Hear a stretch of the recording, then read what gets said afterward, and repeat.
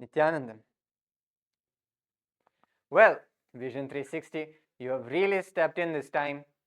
Your article titled "The Fictitious State Which Seeks to Occupy Indigenous Lands in Bolivia Caused the Fall of a Cabinet Chief in Paraguay" is a sloppy mix of snark, ignorance, and half-baked allegations, calling KAILASA a fictitious state with fake and real papers and colorful, showy attire, existing only in the mind of its creator, a man on the run from justice. This isn't just an attack on KAILASA. It is a direct assault of the indigenous peoples of Bolivia who we proudly stand with. Your pretense of protecting indigenous interests while actively undermining indigenous sovereignty reveals the colonial mindset hiding behind your supposed journalism. Let's dismantle your nonsense with facts and hefty dose of reality. Now let's talk about your anti-indigenous position behind the veneer of concern. Here is the first glaring hypocrisy. While pretending to champion for indigenous rights, you are actively working to strip them away. The Bolivian Constitution explicitly guarantees indigenous people the right to self-determination and territoriality in Article 30. By appointing yourself as a gatekeeper of which diplomatic relations indigenous communities may pursue, you are perpetuating the same racist colonial control mechanism you claim to oppose.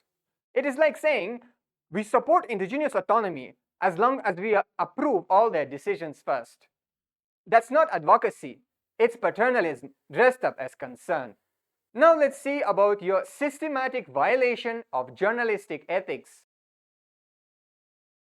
You deliberately omitted crucial facts, including our agreements, legal compliance provisions, and the Supreme Pontiff of Hinduism's legal exoneration in the United States. That's not an oversight, it is a racist, anti-indigenous, anti-Hindu, Hinduphobic, and Hindu-mesic strategy. Number 2 is independence. Your reporting reeks of bias against indigenous communities and our right to self-determination. Who's pulling your strings? Fairness and impartiality. You presented a one-sided hit piece without seeking KAILASA's perspective. Number 4, humanity. Your mockery of our traditional attire is straight-up Hinduphobic cultural derision. Would you describe the Pope's vestments as showy attire or Arabi's garments as colorful clothing? Number 5 is accountability. When presented with contradictory evidence, you double down rather than correct it. That's not journalism, that is propaganda. Now let's talk about your allegations, one flimsy claim at a time. KAILASA is a fictitious state, as you mentioned. Newsflash, sovereignty isn't about fitting your outdated, map-obsessed worldview. You're a media outlet, not the United Nations. And by the way, even the United Nations itself declares it has no authority to recognize a state. That's right. By the United Nations' own admission, recognition is a political act, not a legal prerequisite. Your reporting contains a glaring logical contradictions. You call KAILASA fictitious while simultaneously reporting on diplomatic activities and international impact. If we are imaginary, then how did we establish relations that led to a cabinet chief resignation in Paraguay? How have we signed agreements with indigenous communities? Your own reporting defeats your argument. KAILASA actually fulfills all criteria established in the 1933 Montevideo Convention on the Rights and Duties of the State, which are permanent population, defined territory, government, capacity for international relations. And KAILASA fulfills all of these 4 characteristics. The Montevideo Convention explicitly states that the political existence of the state is independent of recognition by other states. Just a quick question. Are Taiwan, Kosovo, or Palestine states? Some say yes, and others say no. But the right to self-determination doesn't hinge on unanimous consensus. It is enshrined in international law. Now you claim with the fake and real papers and colorful, showy attire. Oh, you went there, attacking our paperwork and our wardrobe? Bold move for a serious outlet. First, KAILASA documents are the legitimate as any nations recognized in diplomatic circles and backed by the will of its people.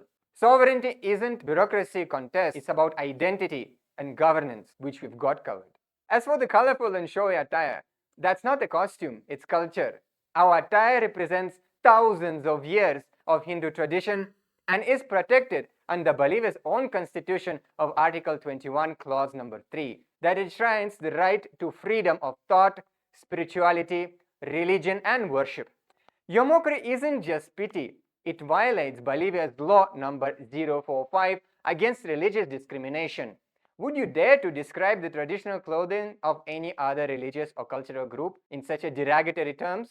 This isn't reporting, it's a colonial era racist, anti-indigenous, Hindu music and Hinduphobic propaganda with a modern byline. Now addressing your statement that country exists only in the mind of its creator, a man on the run from justice.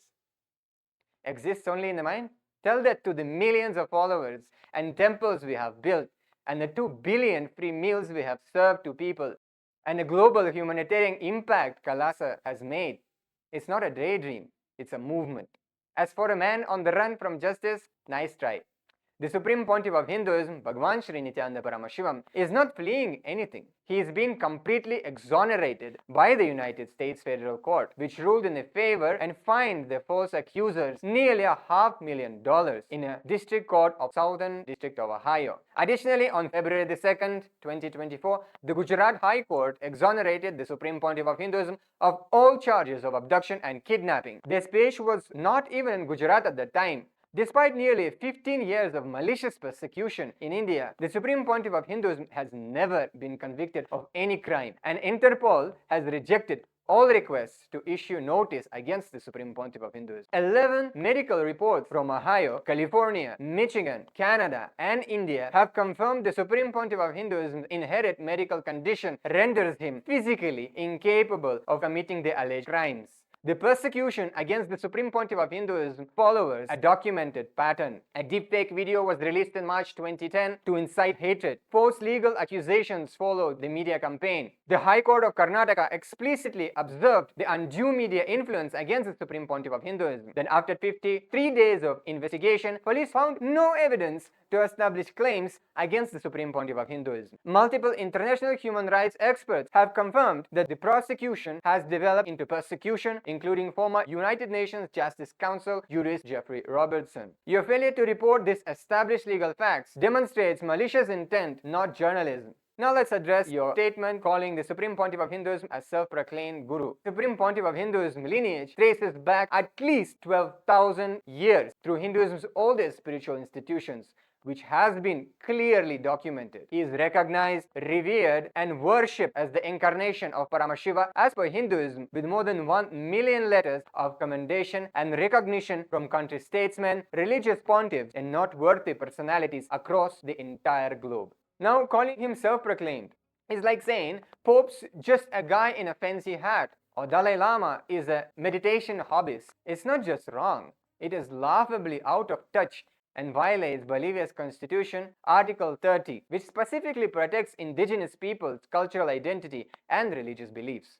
Now let's address your false claim saying that KAILASA tried to establish perpetual rental of indigenous lands. What right do you have as a media house, and that also fake, anti-indigenous, Hinduphobic, Hindu music and colonial media outlet to interfere in agreements signed between sovereign indigenous nations, which was, by the way, signed completely legally as per the Bolivian constitution and international law. Every agreement we've established with indigenous communities contains an explicit provision ensuring compliance with Bolivian law. Quote, payment effectuated after ratification by competent authorities, ensuring full compliance with Bolivian law number 465 and ILO Convention 169.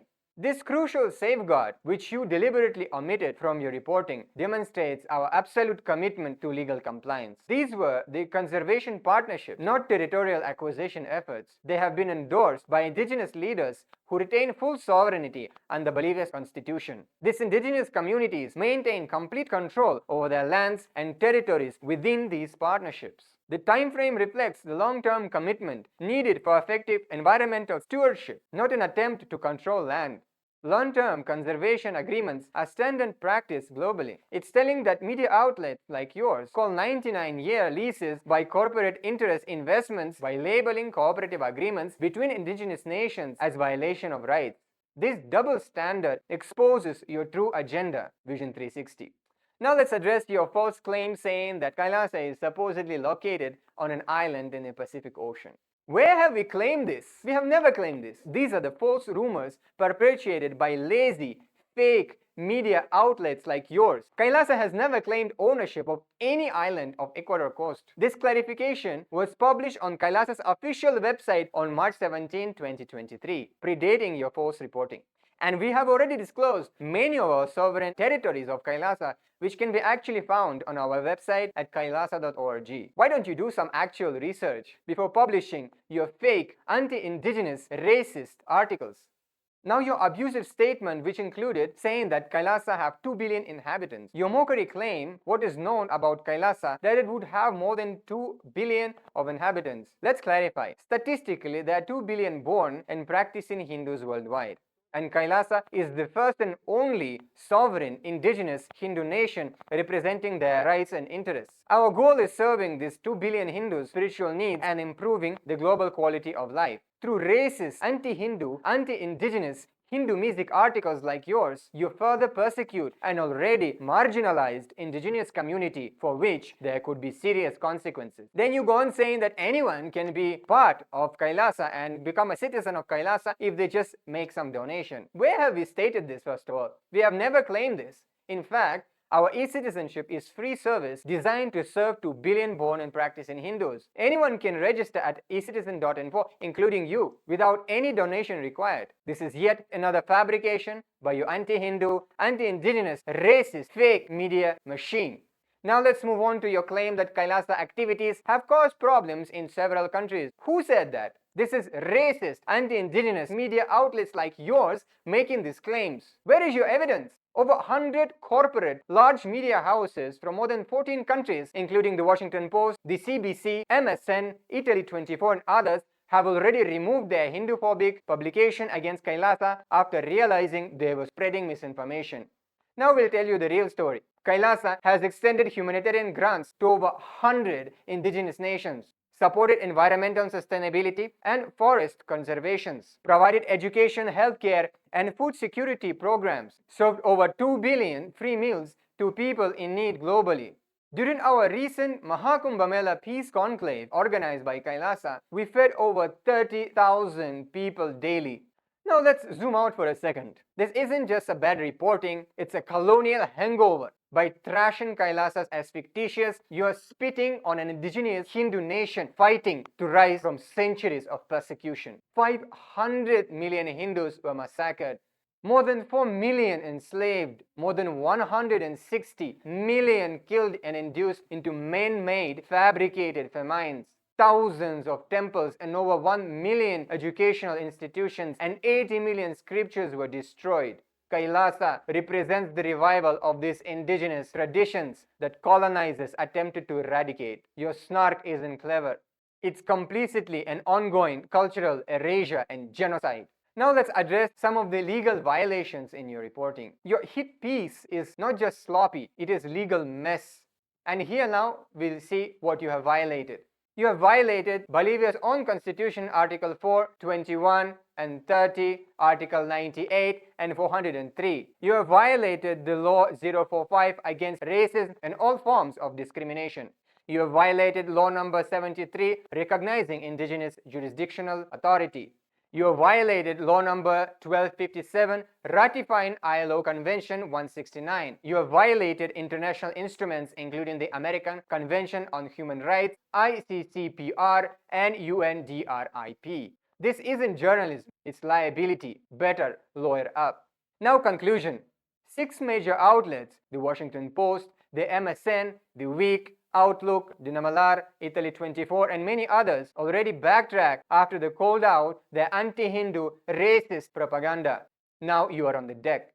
We demand you publish our response in full, ensure an immediate retraction of these false claims, and commit to fair, accurate reporting on indigenous issues. We have all the legal facts and documents to prove our statements. And what legal documents and proofs do you have for your allegations? Your anti-indigenous, anti-Hindu, racist media is spreading misinformation against persecuted indigenous communities. The people of Bolivia deserve better than this racist disinformation campaign. The world is watching. The truth is unflinching. And we are not budging. Nityananda.